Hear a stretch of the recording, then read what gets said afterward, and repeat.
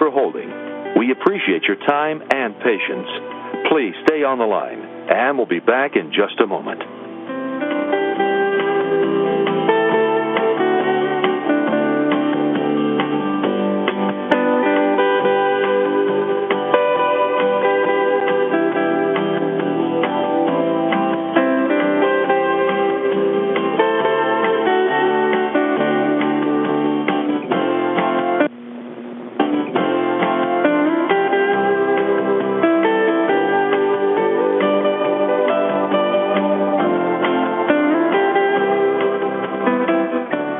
For holding.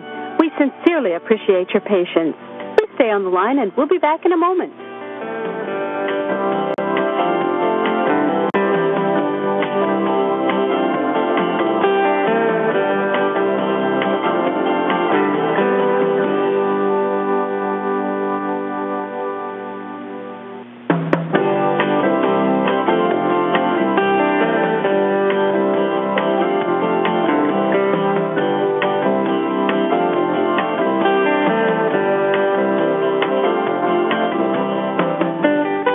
Thank you for holding. We look forward to talking with you soon. Please hold the line, and we'll be right back with you.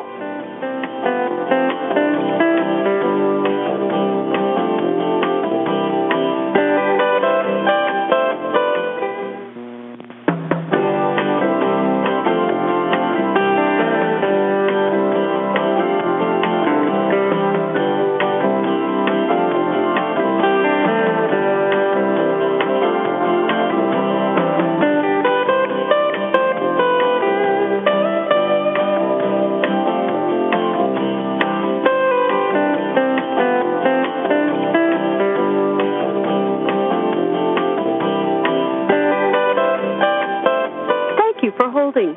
We look forward to talking with you soon. Please hold the line and we'll be right back with you.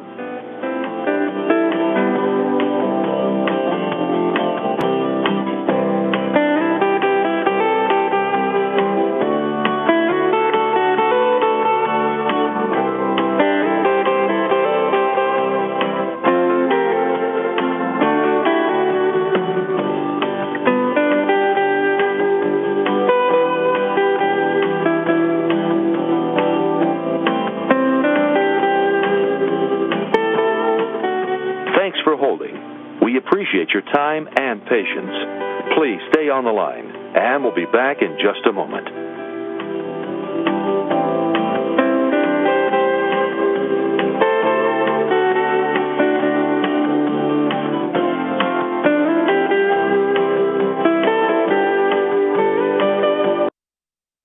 Thanks for holding. We appreciate your time and patience.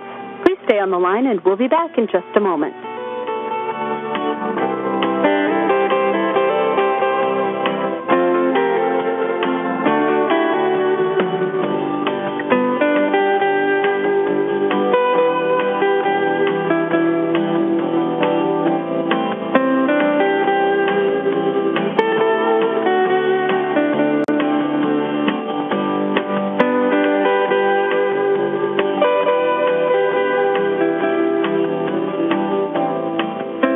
Thank you for waiting.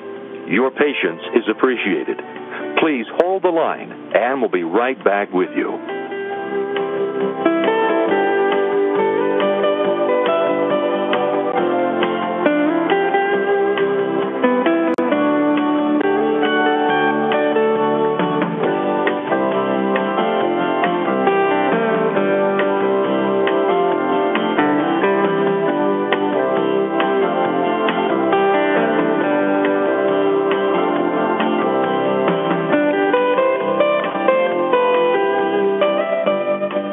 Thank you for holding. We look forward to talking with you soon. Please hold the line and we'll be right back with you.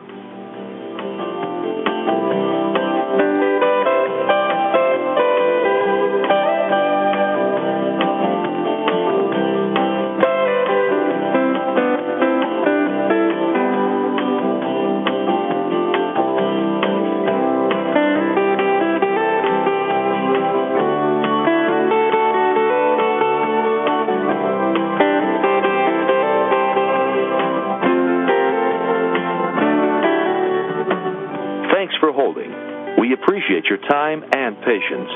Please stay on the line, and we'll be back in just a moment.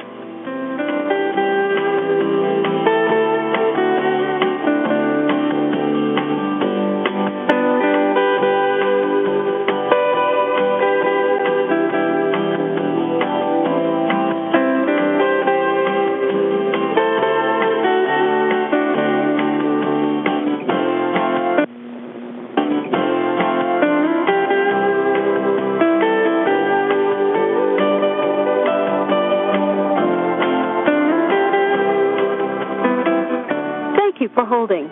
We sincerely appreciate your patience. Please stay on the line and we'll be back in a moment.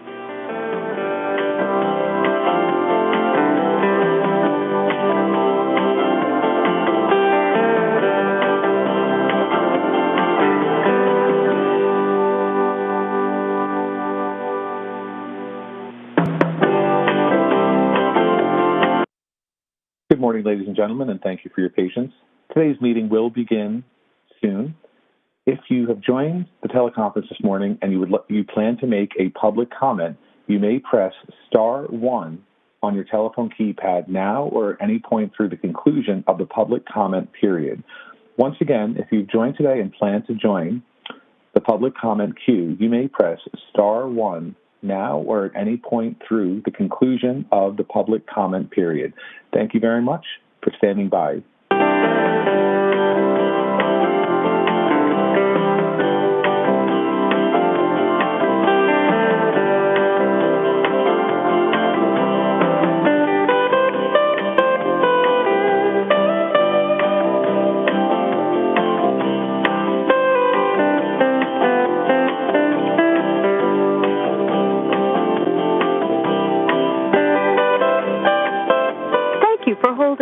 We look forward to talking with you soon.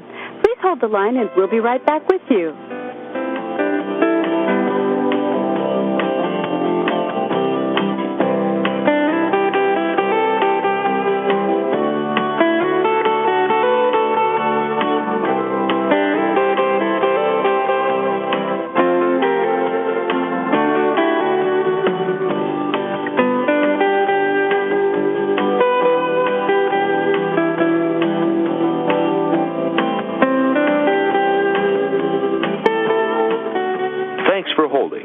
We appreciate your time and patience. Please stay on the line, and we'll be back in just a moment.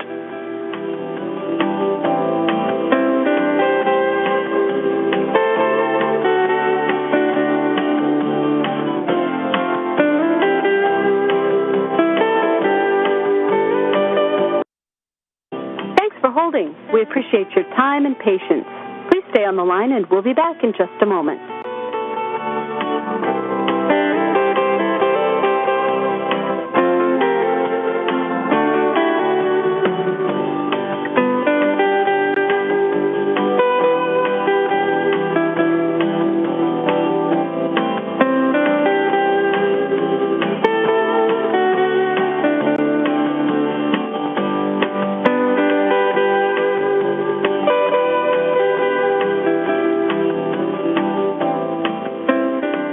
Waiting. Your patience is appreciated. Please hold the line, and we'll be right back with you.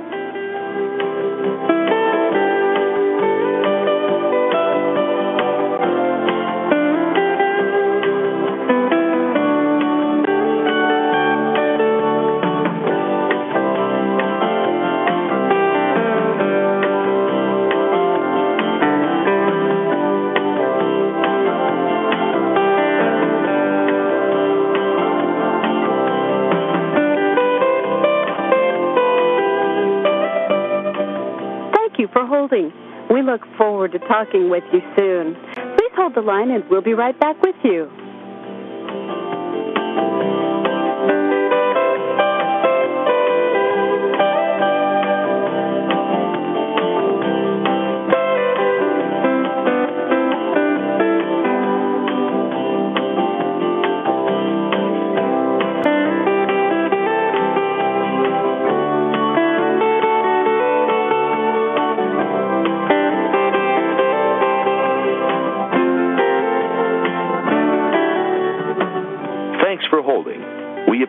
your time and patience. Please stay on the line, and we'll be back in just a moment.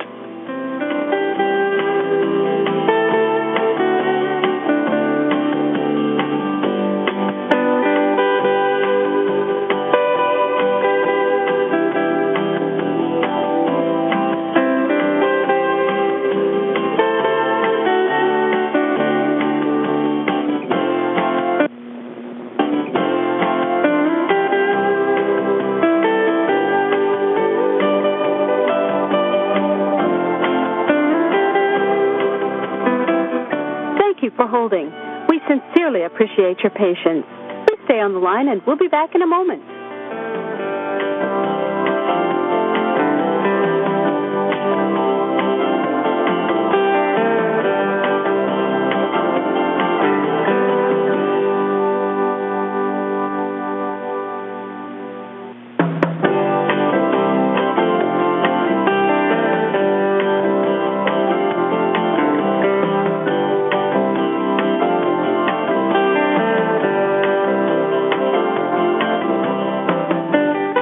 Thank you for holding. We look forward to talking with you soon. Please hold the line, and we'll be right back with you.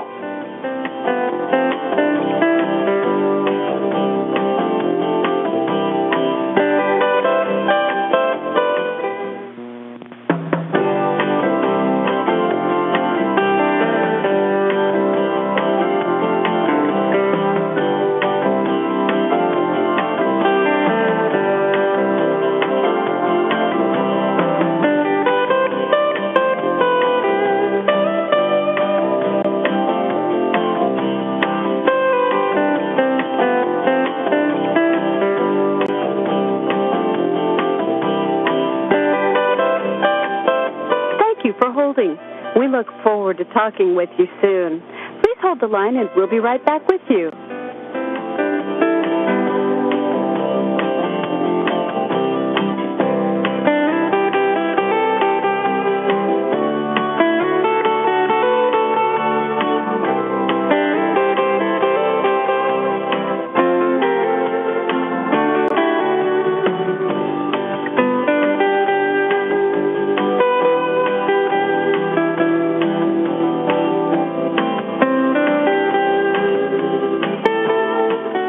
Thanks for holding. We appreciate your time and patience. Please stay on the line, and we'll be back in just a moment.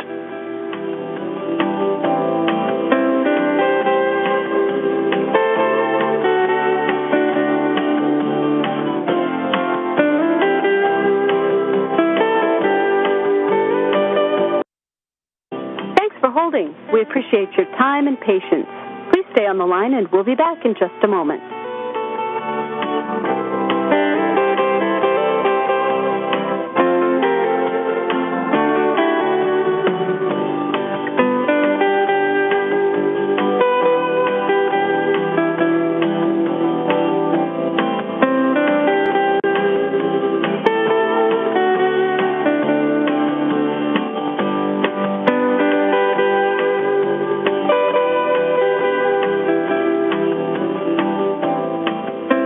Thank you for waiting. Your patience is appreciated. Please hold the line, and we'll be right back with you.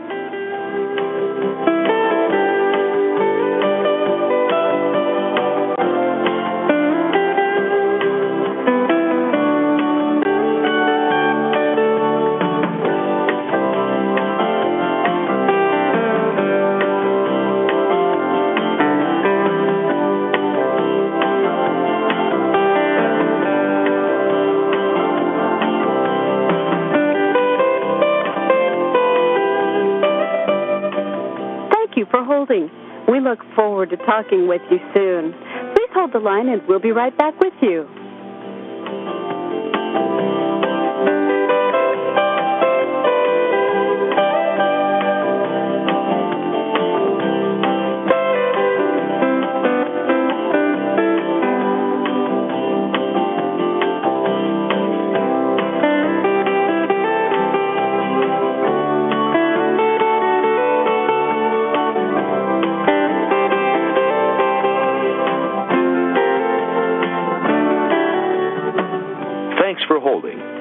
appreciate your time and patience. Please stay on the line, and we'll be back in just a moment.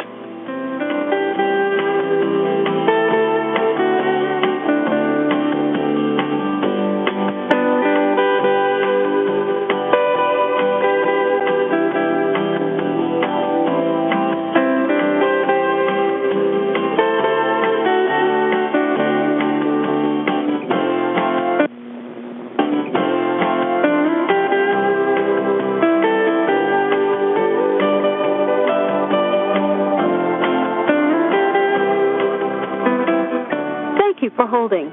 We sincerely appreciate your patience. Please stay on the line and we'll be back in a moment.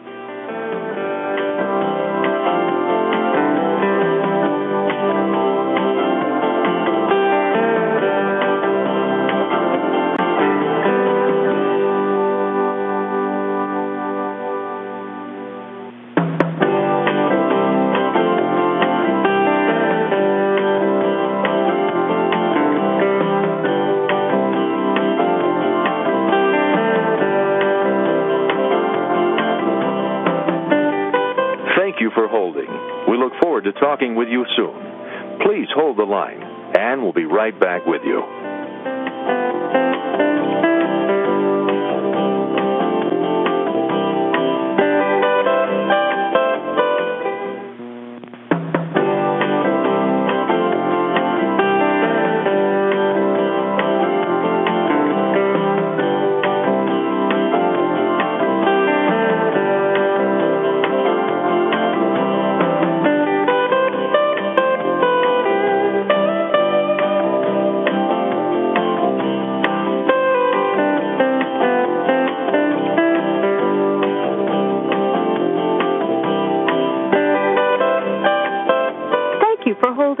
We look forward to talking with you soon. Please hold the line and we'll be right back with you.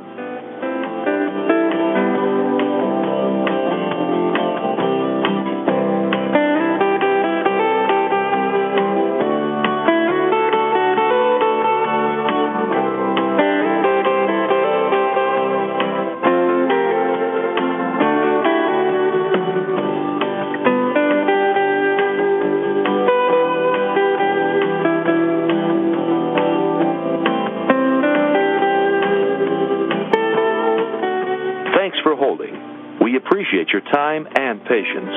Please stay on the line, and we'll be back in just a moment. Good morning, ladies and gentlemen. Thank you for your patience. This morning's meeting will begin shortly. Please remain connected at this time. Once again, this morning's meeting will begin shortly. Please remain connected at this time. And once again, if you plan to make a public comment this morning, and you may press star 1 on your telephone keypad at any point now or through the conclusion of the public comment period. Once again, that'll be star 1 on your telephone keypad to enter the queue to make a public comment this morning. Once again, this morning's meeting will begin momentarily. Thank you again for your patience.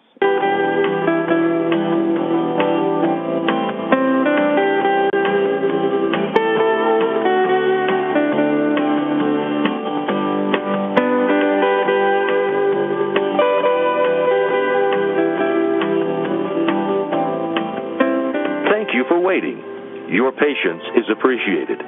Please hold the line, and we'll be right back with you.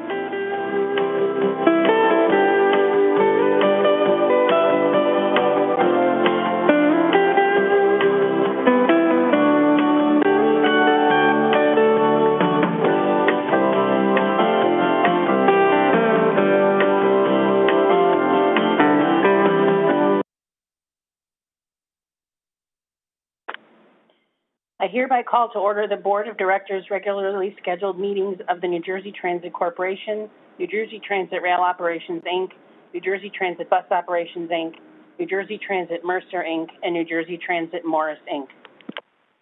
Good morning, Chair Gutierrez, Gutretti, and board members. I will now take roll call. Board Member Adams? Here. Thank you. Board Member Doshi? Here. Thank you. Board Member Gordon? Here. Thank you. Board Member Morocco? Here. Thank you. Board Member Nora will be joining the meeting shortly. Board Member Spalla? Here. Thank you. Board Member LaRusso? Here. Thank you. Chair Gutierrez Cacchetti. Here. Thank you. For the record, Vice Chair Fulton is absent at today's meeting. Next is the Open Public Meetings Notice. This is a regular meeting of the New Jersey Transit Corporation and its affiliates and subsidiaries. Adequate notice of this meeting has been provided in accordance with the Open Public Meetings Act and New Jersey Transit's enabling legislation. Notice was filed on November 4th, 2021, with the Secretary of State and sent to newspapers of general distribution, posted in the main entrance of New Jersey Transit headquarters, published on the corporation's website, and sent each individual agency and organization that requested such notice. Thank you. May I have a motion and a second to approve the minutes of the October 12th and the October 20th, 2021 board meetings?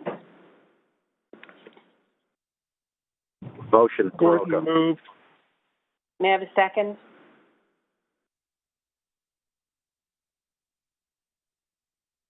Second, Doshi. Is there any discussion on the motion? Hearing none, Joyce, please take a roll call vote. Roll call vote. Board Member Adams? Yes. Board Member Doshi? Yes. Board Member Gordon? Yes. Board Member Morocco? Yes. Board Member Nora? Board Member Spalla? Yes. Board Member LaRusso? Yes. Chair Gutierrez Cacchetti. Yes. Motion carries. At this time, I would ask President and CEO Corbett to present the President and CEO's monthly report. Thank you, and good morning, Chair and members of the board, and good morning to all the members of the public joining us online. To begin, as usual these months, I'm pleased to report on COVID that the positive cases among NJ Transit employees this month has again declined from already low levels.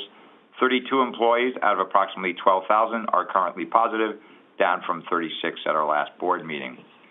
Ridership has remained relatively steady on bus and light rail since my last report on October 20th, while we're seeing some incremental growth on rail. As any of us who regularly ride the train know, the days of frequently having a two or three-seater all to ourselves appear to be long gone. We've also been seeing higher ridership growth on bus on the weekends, which is similar trends that I reported earlier on rail.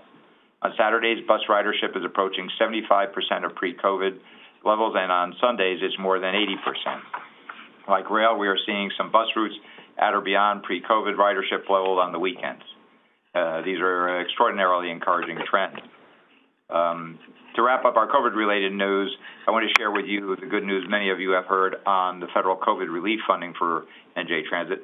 I'm pleased to note that yesterday, New Jersey reached an agreement with New York and Connecticut on the CRISA and ARPA funding splits, which ensures that this critical federal funding is now available to support the region's public transit system. As we recover from the pandemic, we know that public transportation is the backbone of our state's economy.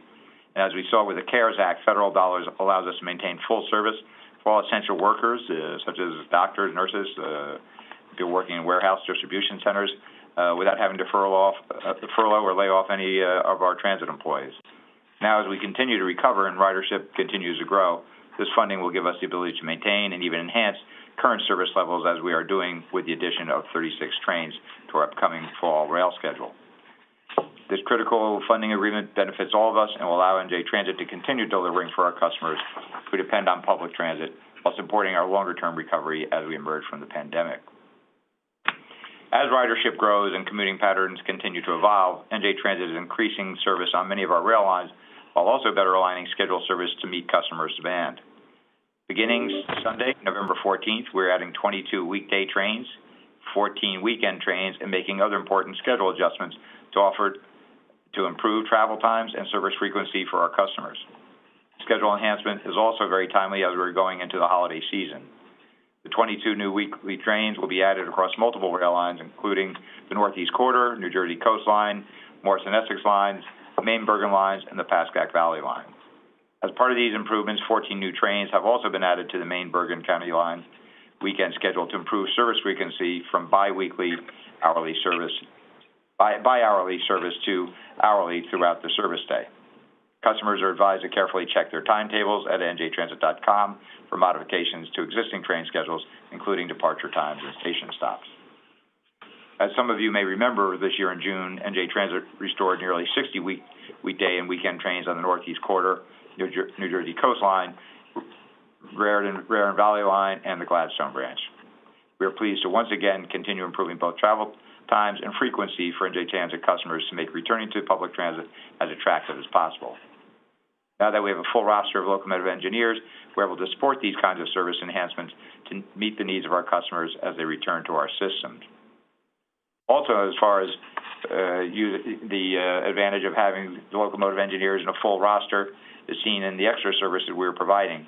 And this is particularly timely as in terms of service, I want to let everyone know that NJ Transit will also be providing rail service to the Army-Navy football game on Saturday, December 11th. Nothing against the Army, but I certainly look forward to watching the Navy win in our own backyard.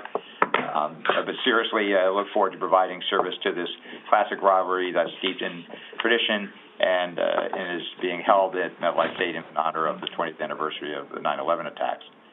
We will be launching a special web page within the next week that will provide all the information you'll need to take NJ Transit to the game, including rail schedules and ticket purchasing information. Please keep an eye out for more on that. In addition to these positive service developments, we have brief updates to report today in our other three core focus areas: infrastructure, technology, and people.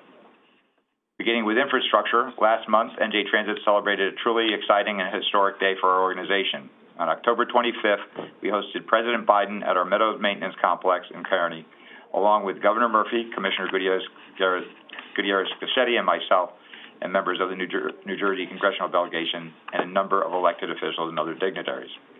There, President Biden celebrated the ceremonial groundbreaking for our Portal North Bridge replacement project and also promoted his bipartisan infrastructure bill, which I'll get to in a moment. The Portal North Bridge replacement project will usher in a new era of reliability between New Jersey and New York for the millions of NJ Transit and Amtrak customers who travel along the Northeast Corridor every year. It represents a culmination of more than 3 years of hard work and determination by NJ Transit and our project partners at Amtrak. A project of this magnitude has been so many different departments in our agency, including capital programs, procurement, finance, operations, Office of Business Development, and many others. It would be impossible for me to individually thank every employee who directly contributed to our success here. I would, however, like to offer my sincere gratitude to every NJ Transit employee because this project is truly an organization-wide effort. The fact that President Biden came to New Jersey to join us at our MMC facility for this event speaks volumes and is a great recognition of all the work all of us have done to get to this point. As I alluded to earlier, President Biden promoted his bipartisan infrastructure bill while visiting with us at the MMC in Kearney to celebrate the ceremonial groundbreaking of Portal Bridge. You may have heard that the infrastructure bill passed in the House on Friday, and NJ Transit could not be more pleased by the passage of this landmark piece of legislation, and we're excited about what it will mean for our 5-year capital plan. Continuing with infrastructure, we have 2 significant capital projects from our 5-year capital plan on today's agenda for board consideration. Later this morning, the board will consider a construction contract award for our $63 million Perth Amboy Station reconstruction project, through which we will construct 2 high-level platforms and make many station improvements to provide full accessibility for Perth Amboy rail customers. The board will also consider a contract to advance our $132 million Mason substation project in Kearney, a joint development partnership with PSE&G, which we expect to complete next year in December. On the technology side, we continue to advance major capital projects. We are also maintaining our focus on technology to improve every aspect of the customer experience. Toward that end, I'm pleased to report that NJ Transit has completed the installation of 558 new and improved ticket vending machines, or TVMs, throughout our system. The new redesigned TVMs are faster, more user-friendly, easier to use for people with disabilities, including contactless fare payment, and now have new overhead displays for important travel information and advisories. This is just one phase of NJ Transit's larger fare modernization program, which also includes new onboard ticket validators on buses, handheld validators for train crews, Easy Wallet for access link, and a future new NJ Transit fare card providing additional payment methods for customers to utilize. Contactless fare payment options available through all of our new fare collection methods have proven especially popular with customer return to our system as we emerge from the pandemic. Moving on to people, you've all heard me talk in previous meetings about the high caliber talent we've brought into the agency that have really helped us raise our game since 2018. Last month, New Jersey Transit has brought in a respected leader in the HR and talent development space, hiring Glenn Schuster as our new Chief of Human Resources. Glenn has more than 20 years of human resource experience in a diverse range of industries, including retail, technology, and hospitality. He's a proven leader in talent planning, change leadership, and people development, shaping high-performance cultures for Fortune 500 and major progressive brands. Glenn joins us from Moore Holdings, where he served as head of people operations. He also served as vice president of HR at both Liberty Lending and Quorum Federal Credit Union, and holds a master's degree from Stony Brook University. Please join me in welcoming Glenn to NJ Transit. Also related to people, part of our organization, I'm pleased to note that last month, an NJ Transit bus operations employee took top prize in the New Jersey Department of Transportation prestigious Build a Better Mousetrap competition. The competition, open to all state employees, seeks out new, innovative, and efficient ways to improve the quality and safety of transportation projects. Technical specialist Mark Franco from our Bus Material and Technical Support Division won an innovation that aids the installation and maintenance of a new snow chain system being tested on buses. It's the first time in the competition's history that an NJ Transit employee has won the award.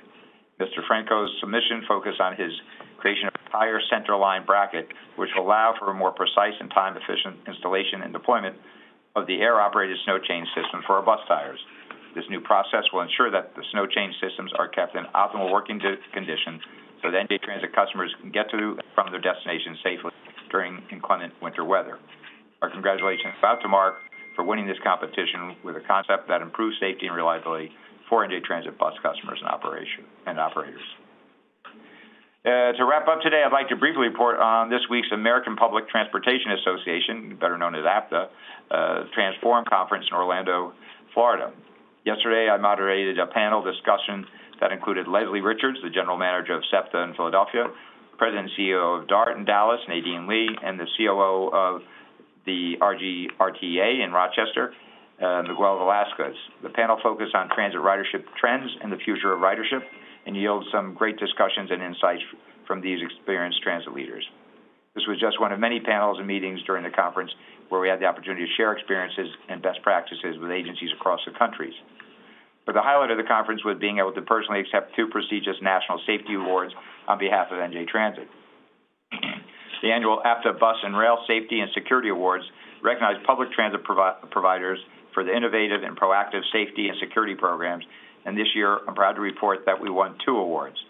The 2021 Bus Safety Gold Award, APTA's top bus safety award. There's only 1 gold award winner in each category, and we took home the gold out of all the transit agencies in the country providing more than 20 million passenger trips annually. Truly a distinctive honor. And it wasn't just our bus operations receiving national recognition from APTA.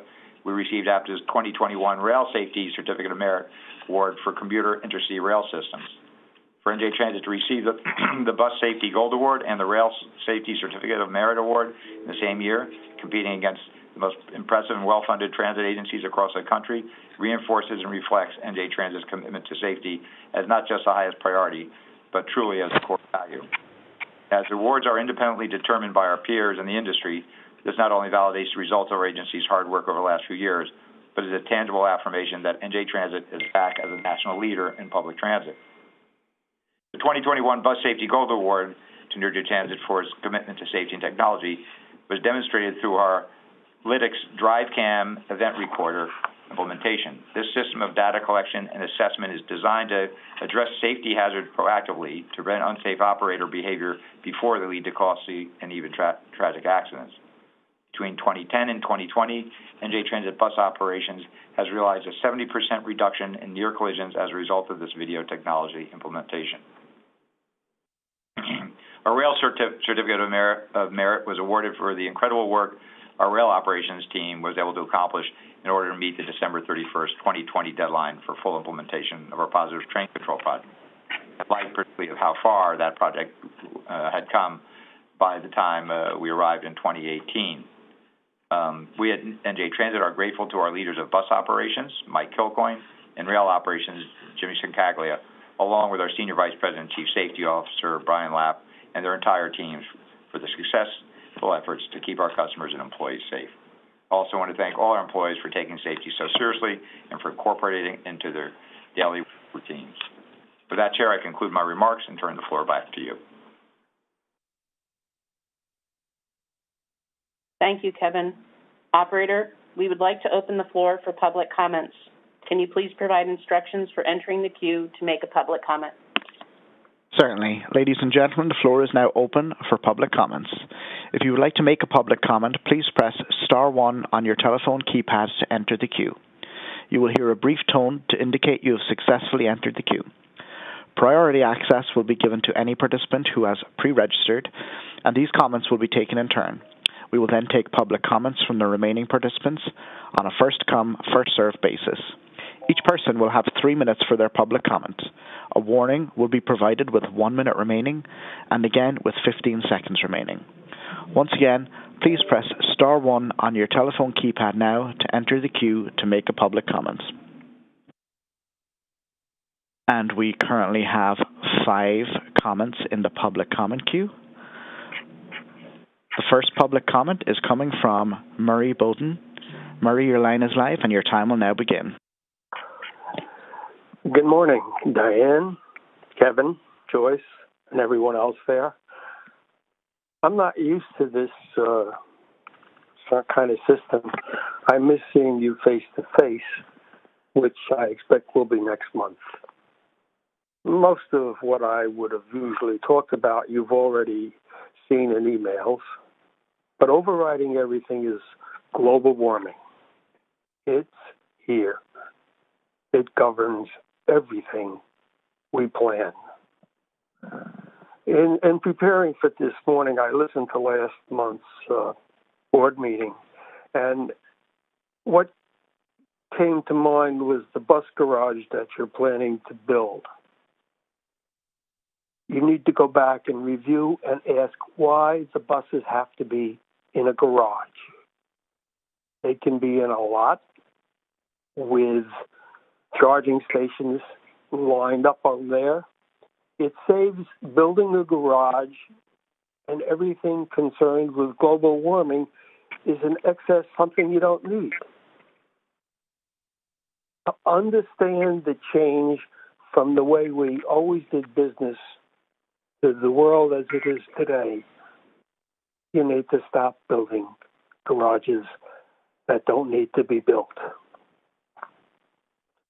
Over the years, I've discussed traffic lights at railroad crossings.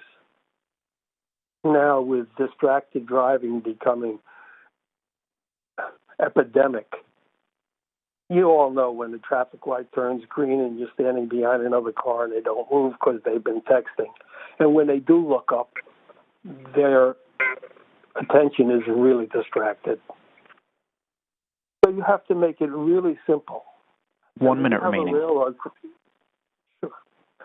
I'm 88 and I'm beginning to fail. I can't do things the way I did before, and when some of you get to be this age, you'll understand what I'm saying. People my age can't distinguish between flashing red lights and traffic lights. Make them all traffic lights. It's time you recognize that some of the things we've accepted over the years just don't work anymore. I also listened to the comments related to Joyce, and I want to add my comment. She's fantastic, a pleasure to work with, and one of 100 people at New Jersey Transit who taught me the things I needed to know. New Jersey Transit has fantastic people working for them, and I thank all of you for teaching me how to do this. See you next month in person. Bye. Thank you. And the next public comment is coming from Matt Walsh. Matt, your line is live, and your time will now begin. Good morning, Board of Directors. I appreciate this opportunity to make a comment. I'm a longtime member of the New Jersey Association of Railroad Passengers, and my main comment is involving the former right-of-way of the Boonton Greenwood Lake Line. Passenger abandonment was in 2002 when the Montclair connection was complete. This line between Montclair and Jersey City was leased from Norfolk Southern and all that, the freight service on that line was abandoned in 2013.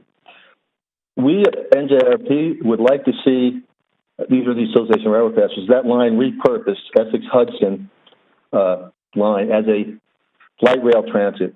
It's strategically located. It's in a densely populated portion of the state, and there's possibility of connections between light rail ultimately in Secaucus Junction, HPLRT in Hudson County, and of course the light rail currently terminating in Broad Street, Newark. The demographics of this area are very interesting.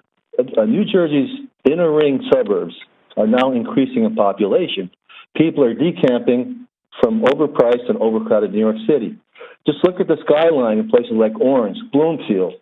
There's all kinds of redevelopment going on there, and this area has the same demographic. Now, right now, there are two competing, as far as I see, competing alternatives for that abandoned right-of-way. One is the Essex-Hudson bikeway, walkway, and the other is the bus rapid transit. As far as the bikeway, walkway go, that's not antithetical to dual use with LRT. The busway could be problematic because you have to have new equipment and there's no connectivity between the existing light rail lines. So I think we believe that this area needs more service, not less service, by fixed rail public transit. This also engenders more... 1 minute remaining. This also engenders more public investment in those same communities. Again, we believe LRT is the highest and best use of this densely populated and repopulating corridor. BRT would not be as good because BRT was used in Curitiba, Brazil. That was an ascending city. Didn't have the density. This area is the most densely populated portion of the country. The oldest industrial, now post-industrial area. It's not developing, it's developed. Therefore, it should have revival, reinvention of light rail as public transportation access. And we believe the demographics will reflect this. And also, in regards to what the earlier caller said, 15 seconds remaining. This involves climate change issues also. Again, thank you for your time, and have a good day, everybody. Thank you. The next public comment is coming from Tim Sevener. Tim, your line is live, and your time will now begin. Yes, this is Tim Sevener from the Transit Village of Mount Tabor, and I'm also a member of the Board of Directors of New Jersey Association of Rail Passengers and on the New Jersey Sierra Club Transportation Committee. First off, I'd like to really salute New Jersey Transit for adding the 36 trains. The hourly service on the Main and Bergen lines is on the weekends is very important. But without hourly service, people are really not going to use the trains. My main topic, which I brought up before, is the importance of rail electrification. And the way to do that is with overhead catenary systems. This has been recommended by the International Energy Agency, and I sent the board yet another study.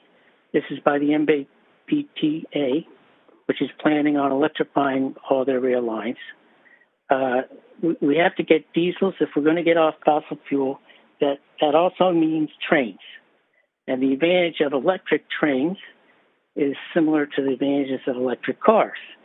It's simpler, it's got more power, but the biggest advantage, which electric trains with catenary or third rail have, is that you don't have to carry the batteries or the fuel. You can carry the power from overhead or from third rail from a wired conduit. The UK study, which I believe I sent before, there's ideas about battery trains. Battery trains are only going to be supplemental. They would be useful so that we could 1 minute remaining. Eliminate diesels. But here's from the UK study. A battery pack storing the same energy as a typical diesel rail passenger vehicle would weigh an extra 40 tons and so double the weight of the vehicle. a prime candidate for electrification is Atlantic City line. And I just went to a presentation about Ocean Wind 1, which is very exciting to get our offshore wind coming into Atlantic City. The Atlantic City line is 50 miles. You're not going to run that with the battery train. That should be electrified with part of the 110 megawatts. 15 seconds remaining. More that's going to be coming from the offshore winds off Atlantic City and the New Jersey shoreline. Thank you. Thank you. There are 2 public comments remaining in queue. Once again, ladies and gentlemen, if you wish to join the queue to make a public comment, please press star 1 on your telephone keypad at this time. The next public comment is coming from Sally Jane Gellert. Sally, your line is live and your time will now begin. Thank you. This is Sally Gellert from the Lackawanna Coalition, chairperson. The timetable update. Overall, we are really pleased with the schedule that goes into effect next week, especially the hourly service on the main Bergen line, though it has unfortunate misconnections to our Morris Nexus line. And we also appreciate the restoration of some long missing trains from 2018. This is a good direction. We'd like to see hourly service as a minimum on all lines, with extra trains as demand indicates. After reliability, frequency is probably the most important factor for someone with an option to choose between public transportation and driving. We still see a bit of overemphasis on traditional rush hour service and some holes that remain to be filled. On the Pascack Valley line, my pet peeve is that 4.5-hour gap inbound, though I'm sure local restaurants appreciate my having to leave at 4:06 for an 8 o'clock meeting. There are also some seemingly unnecessary skip stops at Woodcliff Lake. We do appreciate the ongoing practice of distributing the new paper timetables on train seats when the new schedules are announced for passenger awareness. For ourselves, we appreciate the restoration of the weekday train that arrives in Millburn right in time for our monthly meeting at the Millburn Town Hall on the 4th Mondays. This month we have Scott Spencer from Ameristar Rail presenting, and all are welcome. We're on the Perth Empire renovation project. We, the taxpayers, need you to start thinking about value, not just construction jobs when projects are designed. I am pleased to see historical preservation as a main consideration in this project, but the price tag seems quite high. I find myself in what is for me a somewhat unusual position. Usually I argue for spending what is needed for durability and quality, not focusing solely on price, and I still subscribe to that. Just please check it out, make sure that you're not spending extra money on this. 1 minute remaining. Encouraging you to do what is the most practical and the most needed, not automatically going for the most extensive options. On the Portal North project, Coalition member Joe Clift will be speaking later. Please listen to him carefully about the financing of the Portal North Bridge. Setting up a special meeting to approve this seems unnecessary, unless there was some deadline of which we are unaware. Maybe scheduling a campaign-friendly presidential visit. But most important is the difference between the professional estimator's cost prediction, the increasing expected cost from September 2020 to the present, and the accepted bid. Such differences should be understood before a contract is signed, even if it means a delay or rebidding the project. In response to Mr. Corbett, new fare options, we want to ensure that cash is always accepted as required by state law, and also that the senior discounts, as you do now, meet or exceed federal regulations. Thank you very much. Thank you. There is 1 public comment remaining. Ladies and gentlemen, once again, if you do wish to join the queue for public comment, please press star 1 on your phone at this time. The next public comment is coming from Adam Reich. Adam, your line is live, and your time will now begin. Good morning. First off, I would just like to say that if the board is going to be returning to in-person board meetings, please consider continuing the remote option, at least for an interim period. For some people, health considerations do not make attending an in-person event very prudent right now. And I think it's also good to encourage participation by making a virtual option available.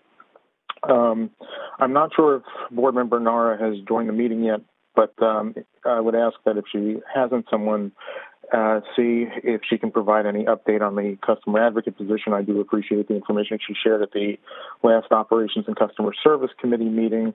In particular, I'd like to know more about the plans for the customer advisory groups. We did have an application process for a customer advisory board. There's some information that I don't think has been available publicly that Board Member Narr, I would ask that you speak to either some of your fellow board members on, or I would be happy to provide, just because I think there are important considerations with how you choose to move forward with a customer advisory group working with the new customer advocate.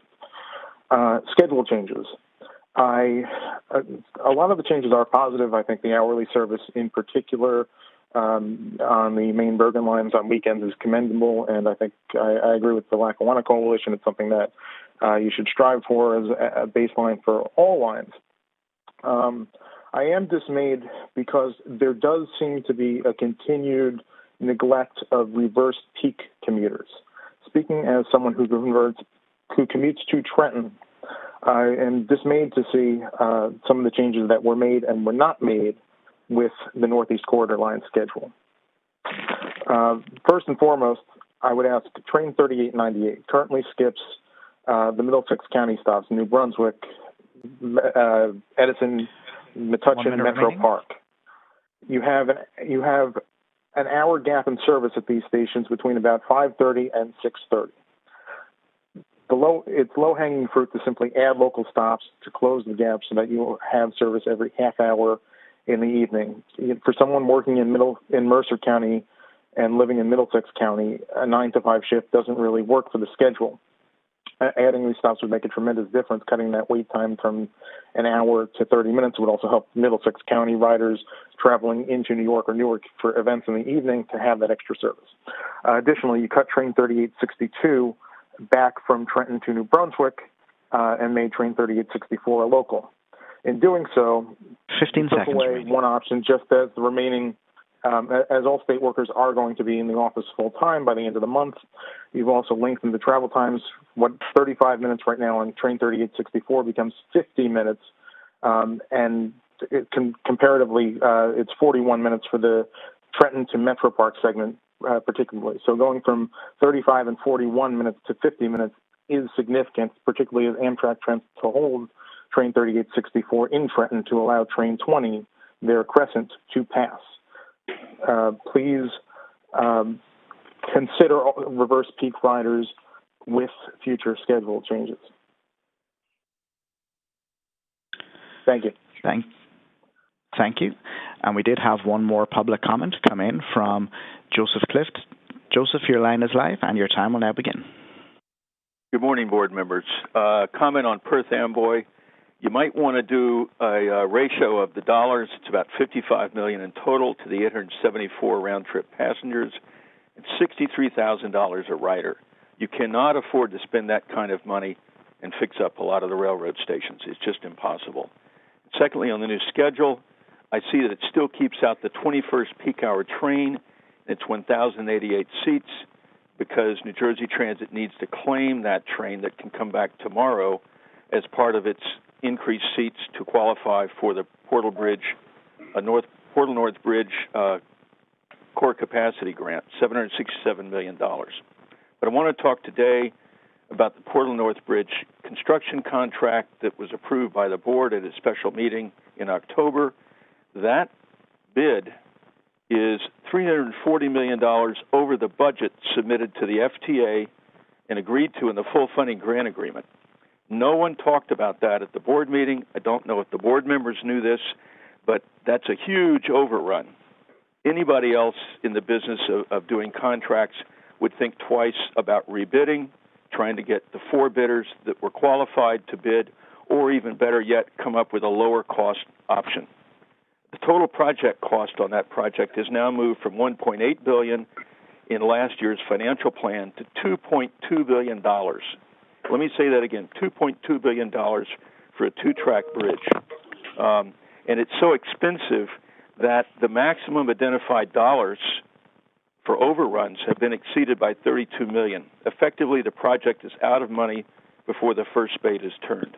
And the cost to New Jersey taxpayers has increased from $800 million to $1.1 billion.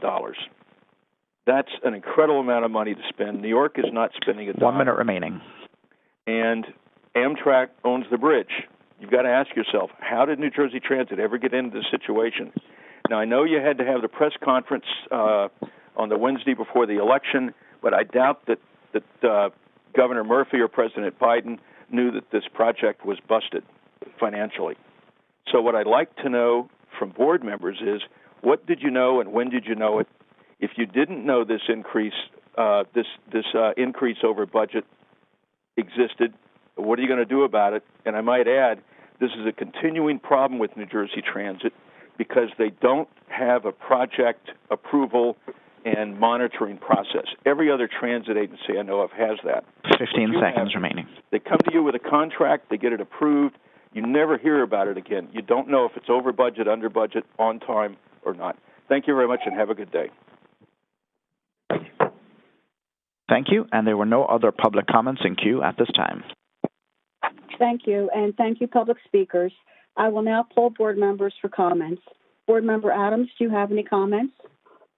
Yes, Joyce, and thank you, and good morning to my fellow board members and to the public that's on the line. And as always, I want to thank the public speakers for taking the time out of their day for this 9 o'clock public meeting. We do take all of your comments seriously, and we do go back to the team to get answers to your questions, and especially the questions from Mr. Cliff concerning the Portal North Bridge project, which I know was a monumental project, historic in the history of New Jersey Transit. And I can just assure you that we do watch the dollars and that we do challenge the team when we think that there's something that could be done quicker, faster, or more economical. So I want to again thank all of the speakers for their comments. I also want to say, and this is probably based on Kevin Corbett's report, that there's a lot of good news happening at New Jersey Transit, whether it's the new ticket machines, the added trains and updated schedules that we talked about, and also the continual hiring of good team members with the HR professional.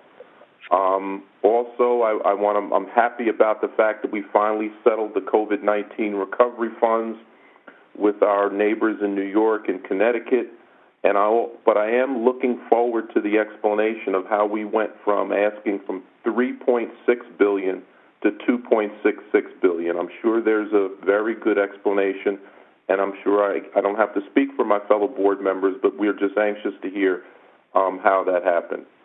I also want to talk a little bit about the President Biden's visit. It's a historic visit for the state of New Jersey, an historic visit for New Jersey Transit. It just shows his commitment to public transit into the Northeast Corridor.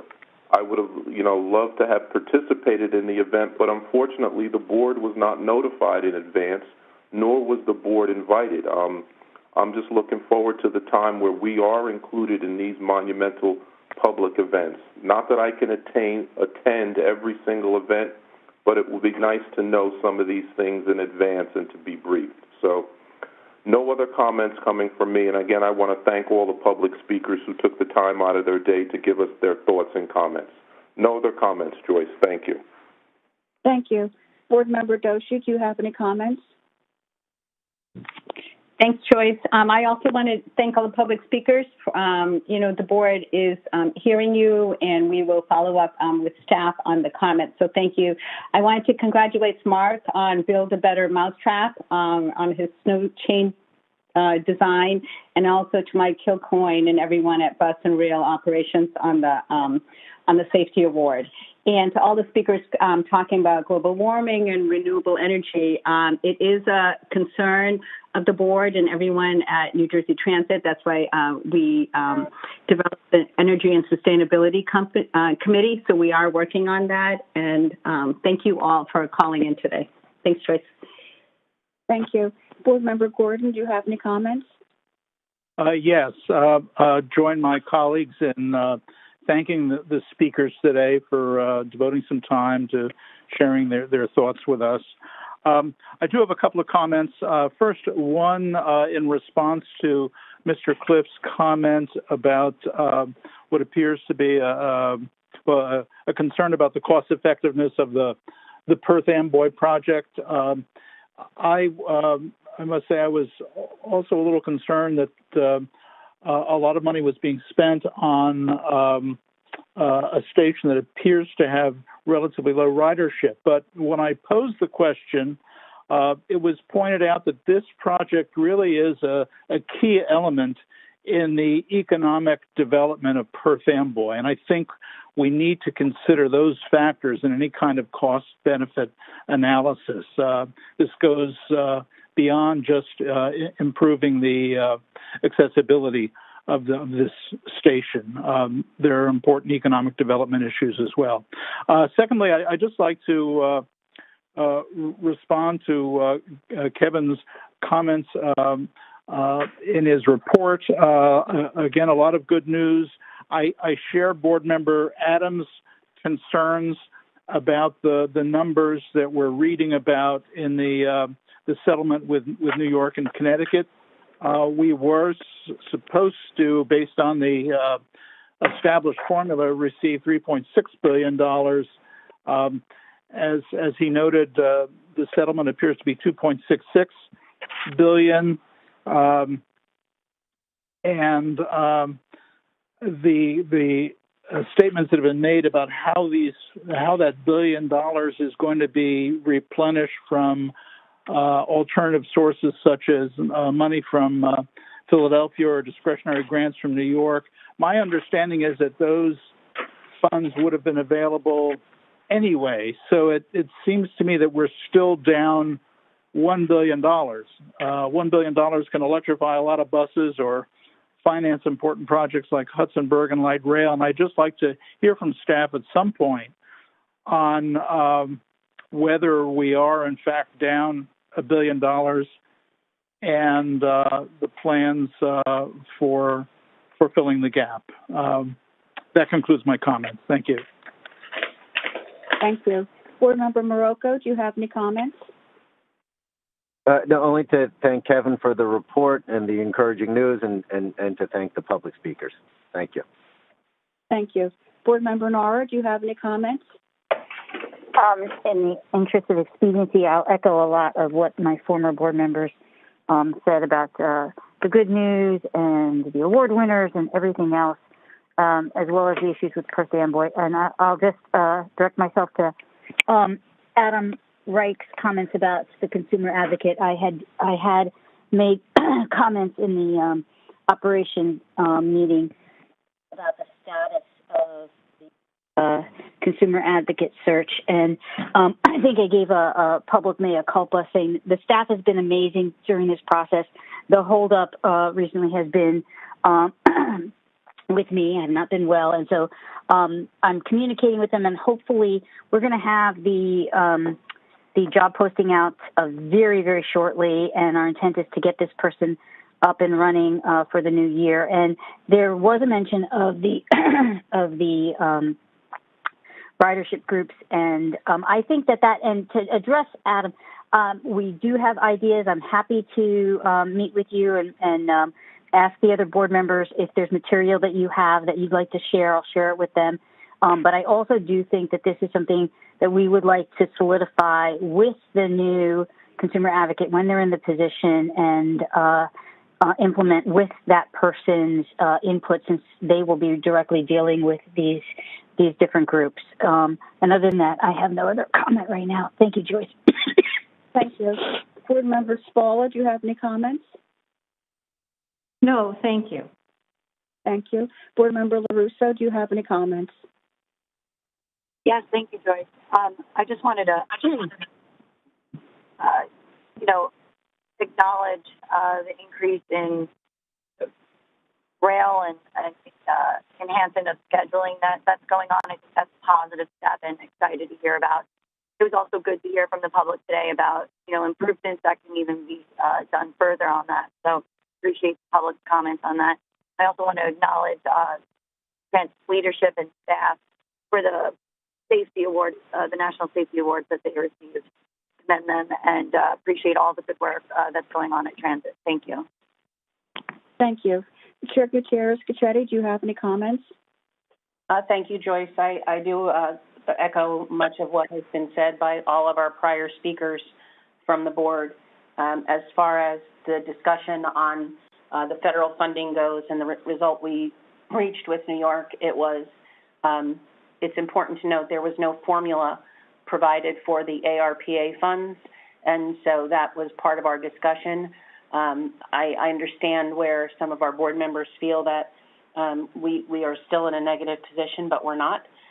We will achieve and we will have available to us money that will carry New Jersey Transit well into the future, coming from the relief funds provided to us by Congress. And so I believe that it's been discussed over and over in recent articles, and happy to talk about it when we're together. It's a little hard to do this part over the phone since there are several documents or graphs that have been provided that we need to look at together and discuss. But I believe that we as a state are in a good position coming out of the federal process. Wish FTA would have provided a little bit more guidance on the ARPA funds. It kind of left an open discussion regionally, and this is a tough region for mass transit with many, many needs. So I think overall the result was what we anticipated, and we will get every dollar that New Jersey deserved out of the process. So I appreciate those comments, and that's all I have, Joyce. Thank you. At this time, I'll call on Suzanne Mack to present the advisory committee report. Good morning, Commissioner and board members. Since this is the last meeting before Thanksgiving, I just want to wish everybody a happy Thanksgiving, and also say that there was a lot, as the board has already indicated, a lot to be thankful for this month. Overarching, of course, is the infrastructure bill, which finally passed in Washington. And the thing for the advisory board, I know my counterpart, Anna Marie Ganella, gave the advisory board report in October, and that was at our last meeting. But the good news about the infrastructure bill is that there will be, it appears as if there will be funding actually to solve and actually look into some of these situations. We really have been struggling with the lack of funding on the federal level for a while now, and hopefully with this new insurgence and more stable funding, you'll be able to move on and actually look at not only enhanced services, but the important issues like global warming and the sustainability issues, which may have been initiatives that we just couldn't afford to tackle. But I'm very hopeful that this will turn the tide for us.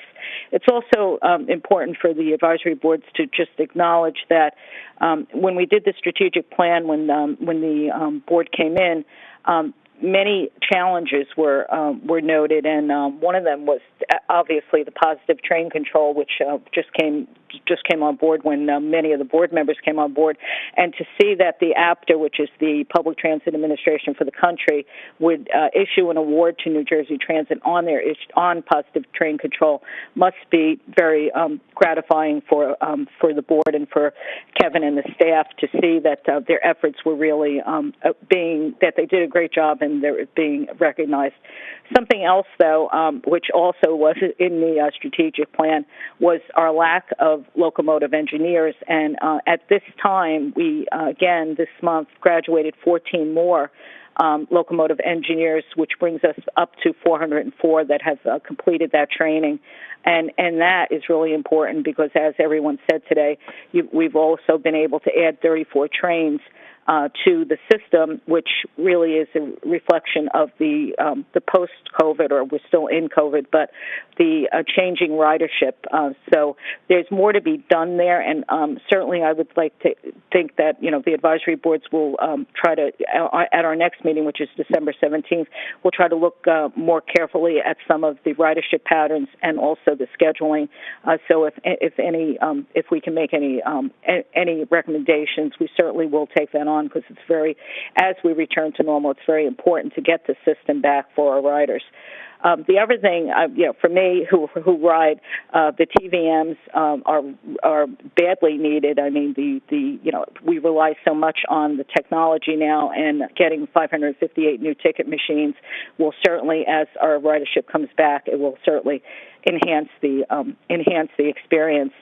Aside from that, since our advisory board will not meet until December 17th, I don't have much to report on that, except for the fact that the comments on the customer service advisory group and panel, we would really like to, help form that group and help advise them on what they can give to the system, because I know it'll be a remarkable insurgence of citizens that will be working to guide and advise the board. So very excited about that.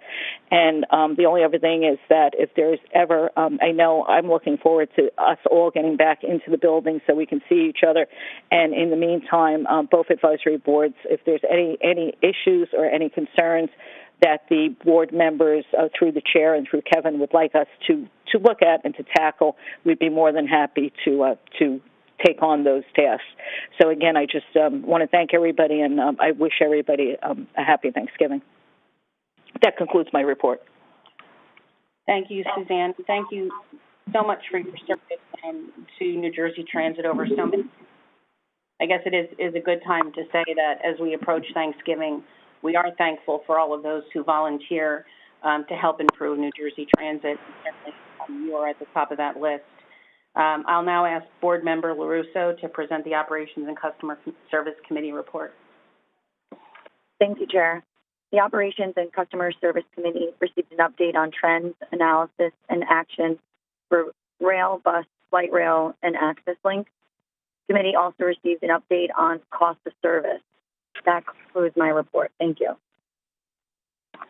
Thank you, Lauren. At this time, I'll call on Board Member Marocco to present the Administration Committee report. Thank you, Chair. The Administration Committee received a financial update.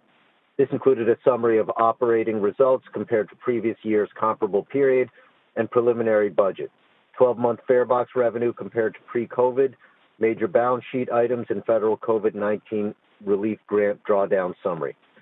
Additional information was provided as part of the agenda materials, including the cost of service key performance indicator, 12-month fare box recovery, history of vacancies, attrition and hires, ridership and revenue, and a monthly budget to actual comparison for July 2021 to September 2021. That concludes my report. Thank you so much, Board Member Marocco. And at this time, I'll ask Board Member LaRusso to present the Capital Planning, Policy, and Privatization Committee report. Thank you again, Chair. The Capital Planning, Policy, and Privatization Committee discussed the board item for the Perth Amboy Station Accessibility Improvement Project. We discussed the construction service contract award. That concludes my report. Thank you. Thank you, Board Member LaRusso. At this time, I will call on Kevin Corbett to present the action items. Thank you, Chair. I'd like to introduce Eric DeLeo, Senior Vice President, Capital Programs, to present Board Item 2111-79 regarding Resiliency Program in Hoboken. Eric? Thank you, President Corbett. We are recommending approval of Item 2111-79, NJ Transit Resilience Program, Hoboken Terminal Electrical Repairs. Authorization is requested to enter into a contract with DMR Construction Services Incorporated of Waldwick, New Jersey, for the construction of the Hoboken Terminal Electrical Repairs Project in an amount not to exceed $3,451,962 plus 5% for contingencies, subject to the availability of funds. We ask for your approval of Item 2111-79. May I have a motion to approve? So moved, Adams. May I have a second? Second, Gordon. Is there any discussion on the motion? Hearing, go ahead and poll. Board Member Adams, do you have any comments? No comments, Joyce. Thank you. Thank you. Board Member Doshi, do you have any comments? No, thank you. Thank you. Board Member Gordon, do you have any comments? No comments, thank you. Thank you. Board Member Marocco, do you have any comments? No, thank you.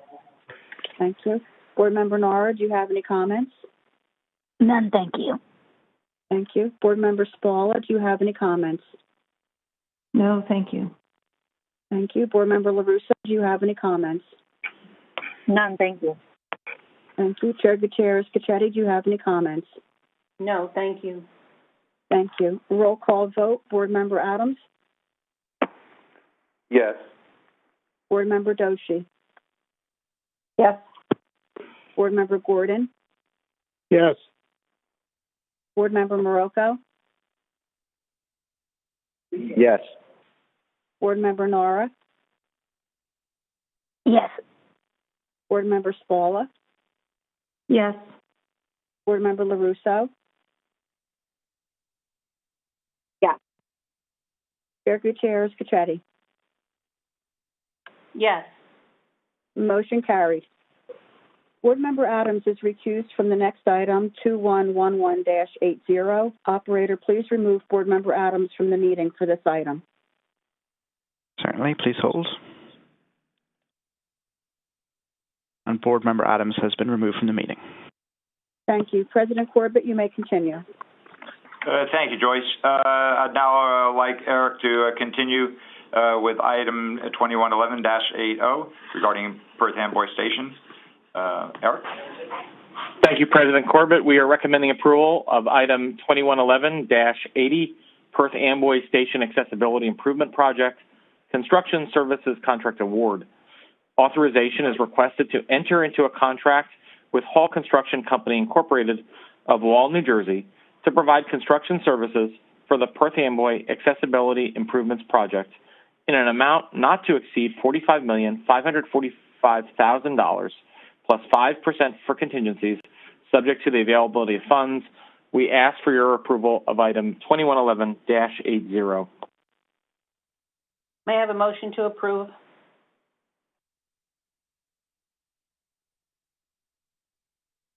Motion, Gordon. Motion. May I have a second? Second, LaRusso. Any discussion? Joyce, please pull the board.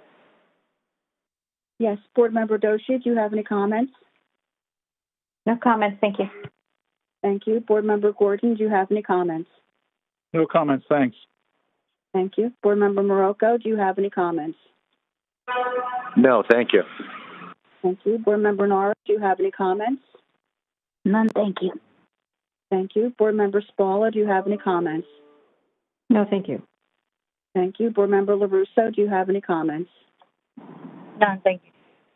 Thank you. Chair Gutierrez Cachetti, do you have any comments?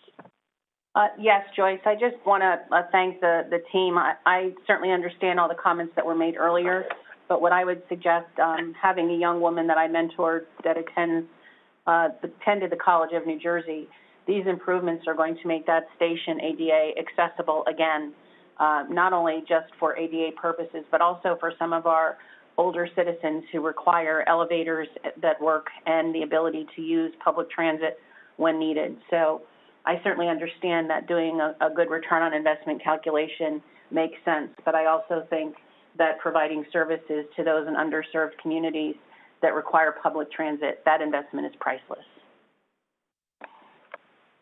Thank you. Roll call vote. Board Member Doshi? Yes. Board Member Gordon? Yes. Board Member Morocco? Yes. Board Member Nara? Yes. Board Member Spalla? Yes. Board Member LaRusso? Yes. Chair Gutierrez Cachetti? Yes. Motion carries. Operator, please bring Board Member Adams back into the meeting. Certainly, please hold while I move Board Member Adams. Thank you.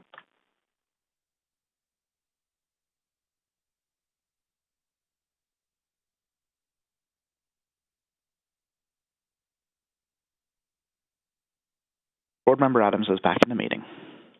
Thank you. President Corbett, you may continue.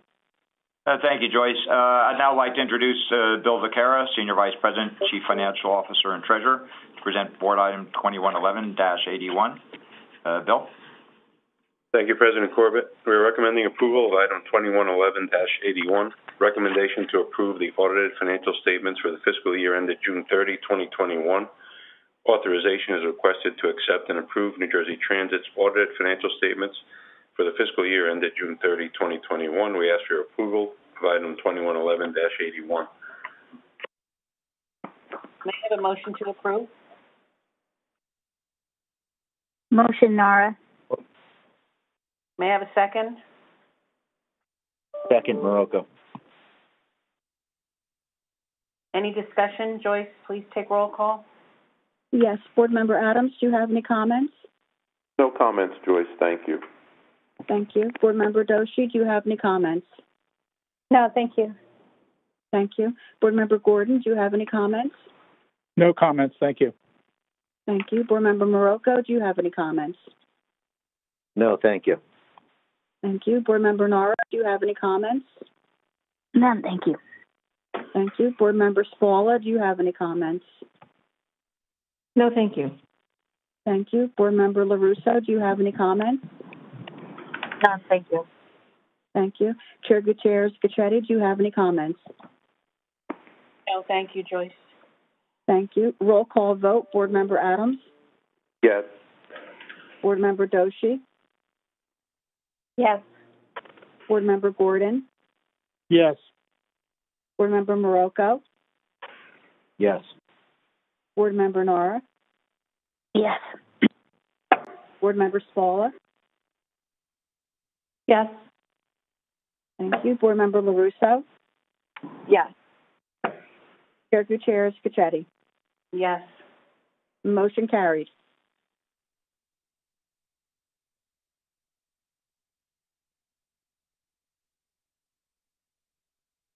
President Corbett, you may continue. Great. Thank you, Joyce. I'd like Bill to continue with Board Item 2111-82 regarding a personal injury claim. Bill? Thank you. We are recommending approval of item 2111-82, personal injury claim of the estate of Umberto Lombardo. Authorization is requested to settle the claim of the estate of Umberto Lombardo through his attorney at an amount discussed in executive session. The Attorney General has approved the proposed settlement, subject to the availability of funds. We ask for your approval of item 2111-82. May I have a motion to approve? Motion, Nara. May I have a second? Second, Adams. Any discussion? Joyce, please pull the board. Yes. Board Member Adams, do you have any comments? No comments, Joyce. Thank you. Board Member Doshi, do you have any comments? No, thank you. Thank you. Board Member Gordon, do you have any comments? No comments. Thank you. Thank you. Board Member Marocco, do you have any comments? No, thank you. Thank you. Board Member Nara, do you have any comments? No, thank you. Thank you. Board Member Spalla, do you have any comments? No, thank you. Thank you. Board Member LaRusso, do you have any comments? None, thank you. Thank you. Chair Gutierrez-Gacchetti, do you have any comments? No, thank you. Thank you. Roll call vote. Board Member Adams? Yes. Board Member Doshi? Yes. Board Member Gordon? Yes. Board Member Marocco? Yes. Board Member Nara? Yes. Board Member Spalla? Yes. Board Member LaRusso? Yes. Chair Gutierrez-Gacchetti? Yes. Motion carried. President Corbett, you may continue. Great. Thank you, Joyce. Now ask Bill to move forward with his last action item for today's board meeting, 2111-83, regarding the Portal North Bridge Insurance Program. Bill? Thank you, President Corbett. We are recommending approval of item 2111-83, Portal North Bridge Owner-Controlled Insurance Program.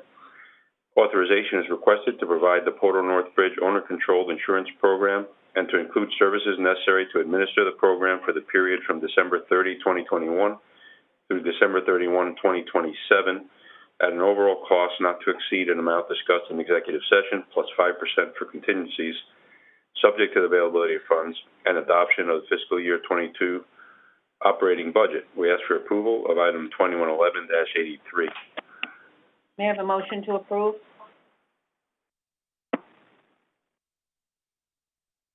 Motion, Marocco. May I have a second? Second, Nara. Joyce, any discussion? Please take a roll call. Yes. Board Member Adams, do you have any comments? No comments, Joyce. Thank you. Board Member Doshi, do you have any comments? No, thank you. Thank you. Board Member Gordon, do you have any comments? No comments. Thank you. Thank you. Board Member Morocco, do you have any comments? No, thank you. Thank you. Board Member Nara, do you have any comments? None. Thank you, Joyce. Thank you. Board Member Spalla, do you have any comments? No comments, thanks. Thank you. Board Member LaRusso, do you have any comments? None, thank you. Thank you.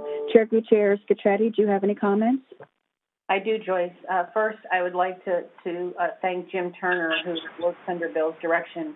But Jim is the unsung hero who puts these very complex insurance programs together for us and manages many of our claims. An owner-controlled insurance program is not an easy program to place. But I also want to point out that one of the big benefits of an owner-controlled insurance program is it allows for better participation of our smaller and DBE contractors. And so by doing so, hopefully this will provide a good opportunity for many to participate generally in Portal North under some of our larger primes.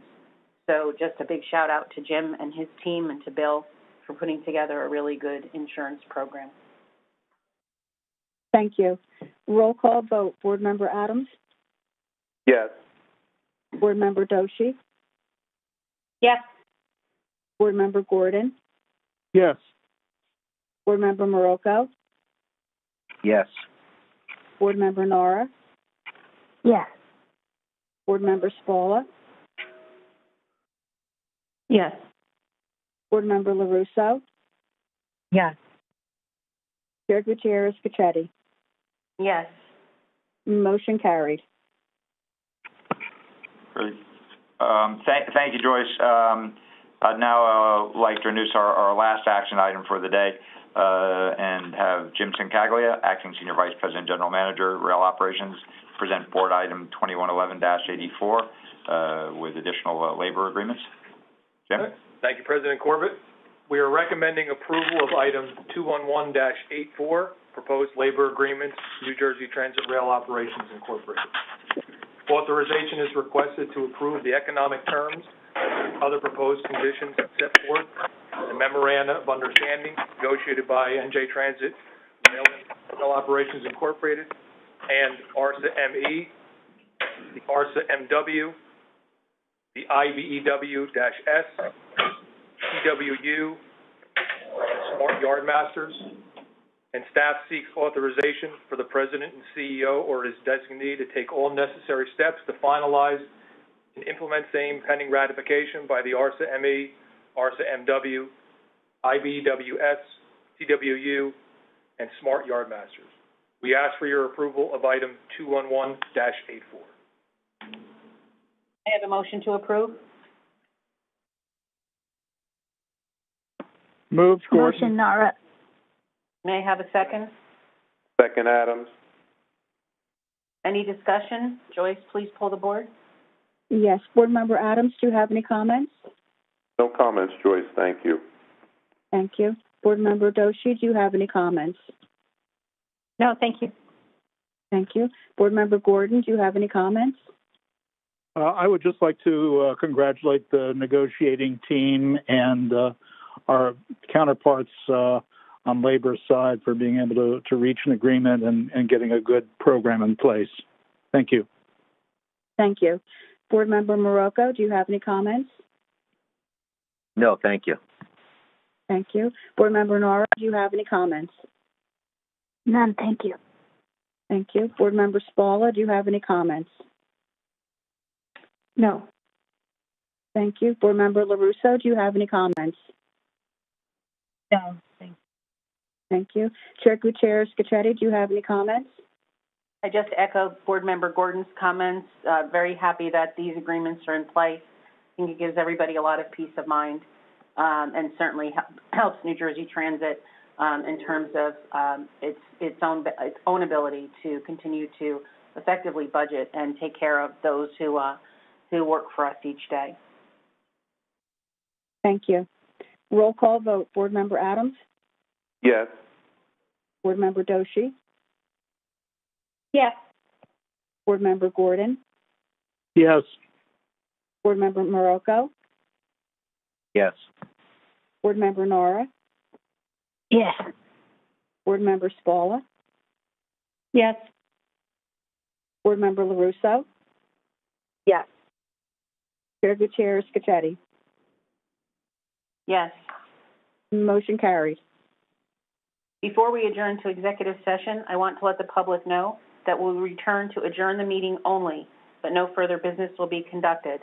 May I have a motion to enter into executive session to discuss personnel matters, contract negotiations, the status of pending and anticipated litigation, and matters falling within the attorney-client privilege, including but not limited to the New Jersey Transit Portal North Bridge Project, Parcel R210, Norfolk Southern Railway Corporation.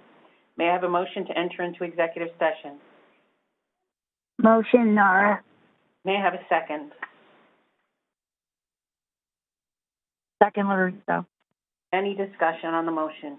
Hearing none, Joyce, please take a roll call vote. Roll call vote. Board Member Adams, Yes. Board Member Doshi, Yes. Board Member Gordon, Yes. Board Member Morocco, Yes. Board Member Nora, Yes. Board Member Spalla, Yes. Board Member LaRusso,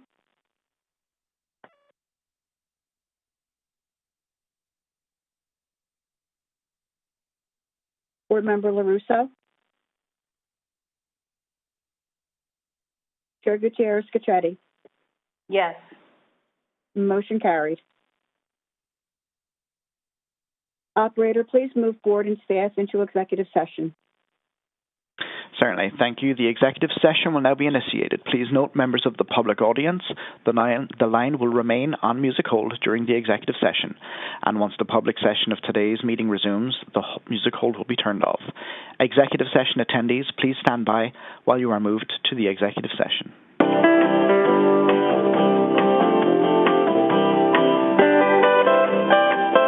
Thank you for holding.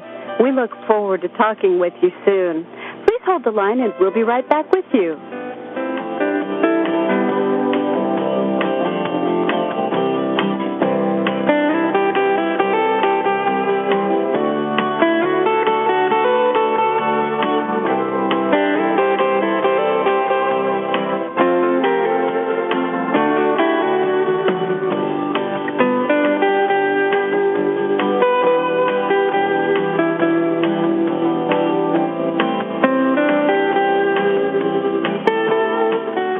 Thanks for holding. We appreciate your time and patience. Please stay on the line, and we'll be back in just a moment.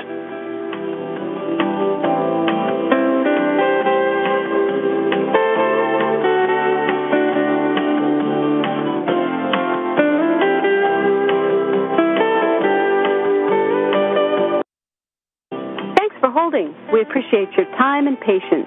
Please stay on the line and we'll be back in just a moment.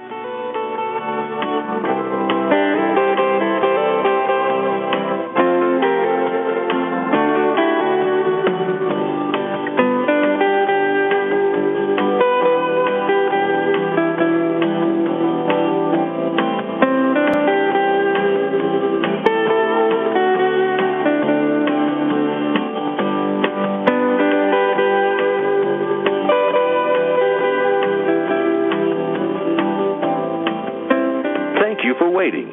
Your patience is appreciated. Please hold the line, and we'll be right back with you.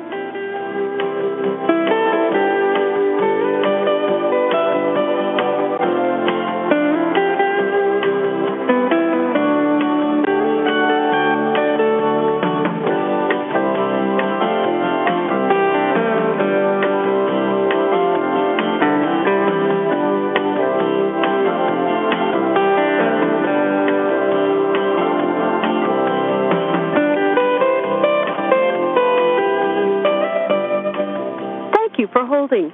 We look forward to talking with you soon. Please hold the line and we'll be right back with you.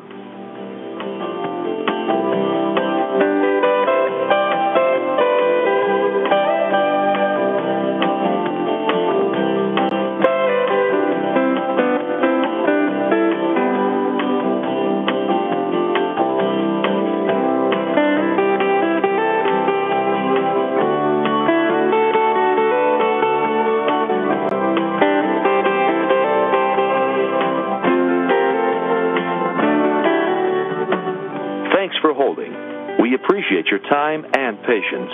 Please stay on the line, and we'll be back in just a moment.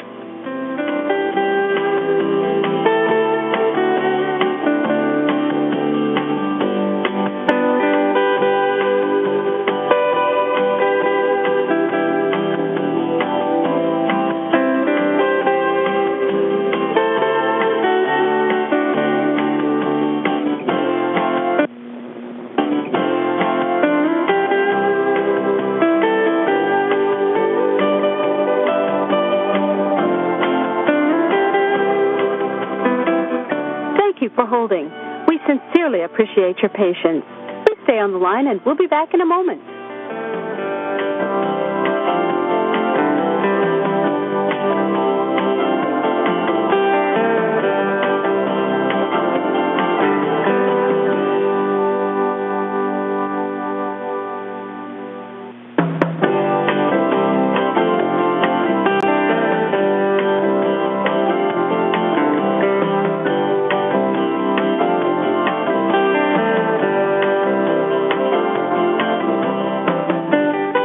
Thank you for holding.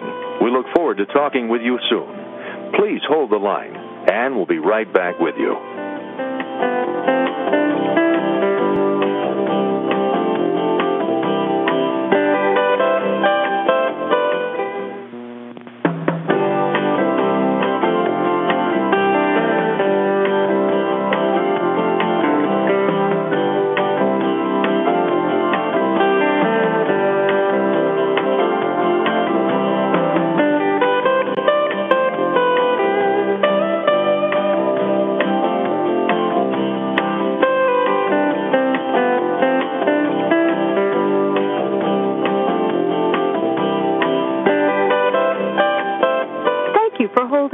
We look forward to talking with you soon. Please hold the line and we'll be right back with you.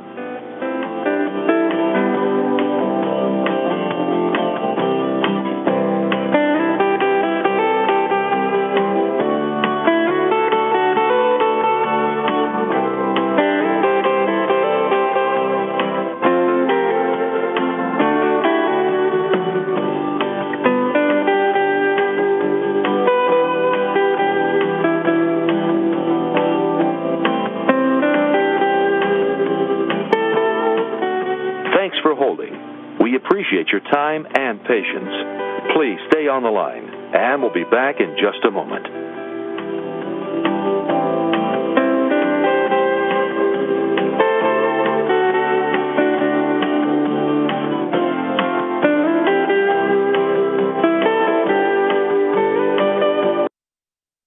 Thanks for holding. We appreciate your time and patience. Please stay on the line, and we'll be back in just a moment.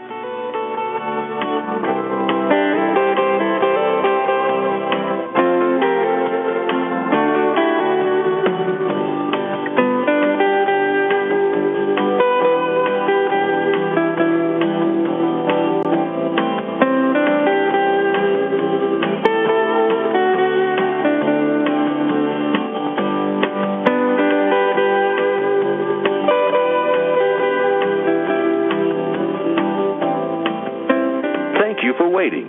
Your patience is appreciated. Please hold the line, and we'll be right back with you.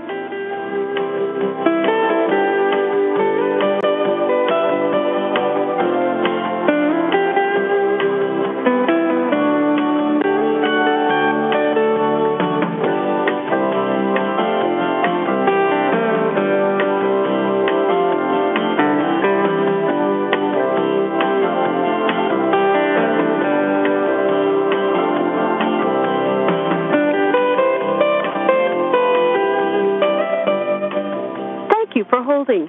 We look forward to talking with you soon. Please hold the line and we'll be right back with you.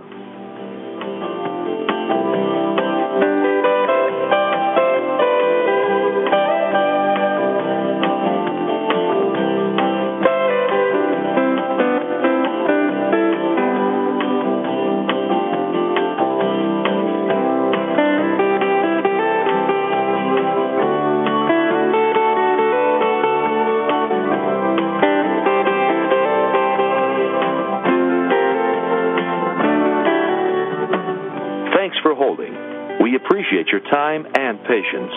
Please stay on the line, and we'll be back in just a moment.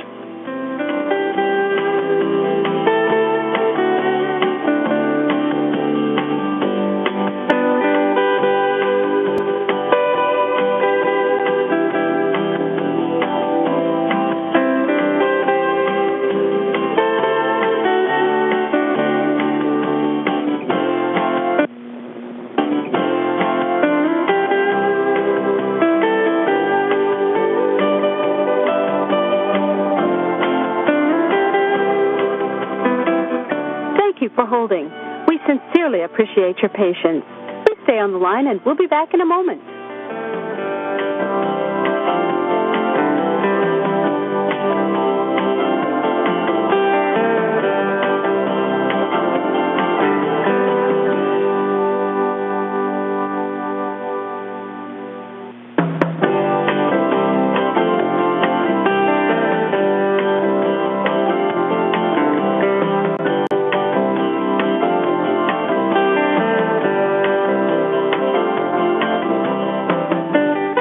Thank you for holding. We look forward to talking with you soon. Please hold the line, and we'll be right back with you.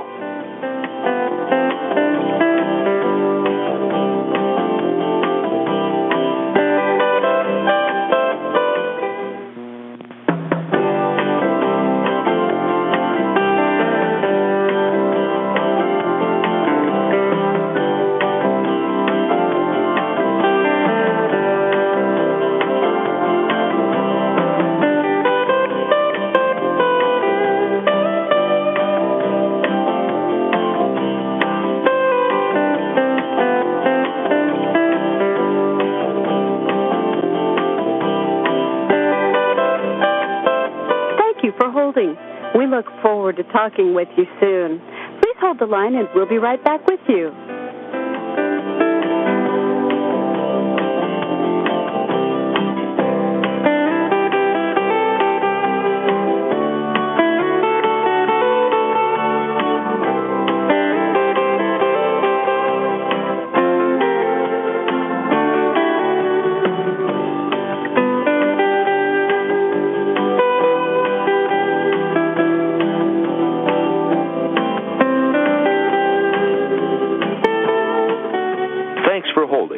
We appreciate your time and patience. Please stay on the line, and we'll be back in just a moment.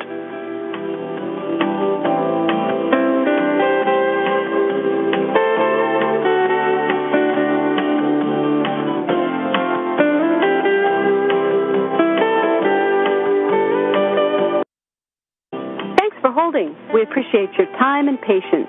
Please stay on the line, and we'll be back in just a moment.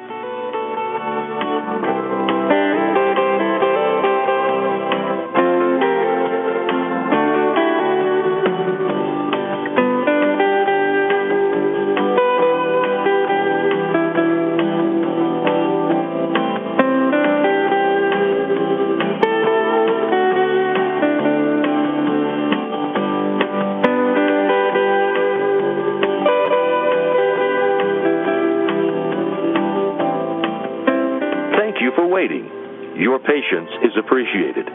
Please hold the line, and we'll be right back with you.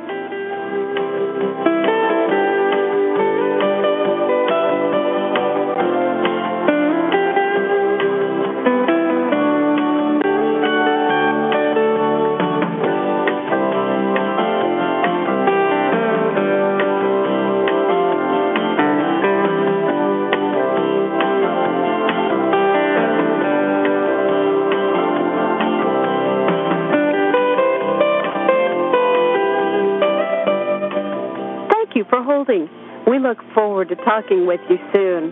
Please hold the line and we'll be right back with you.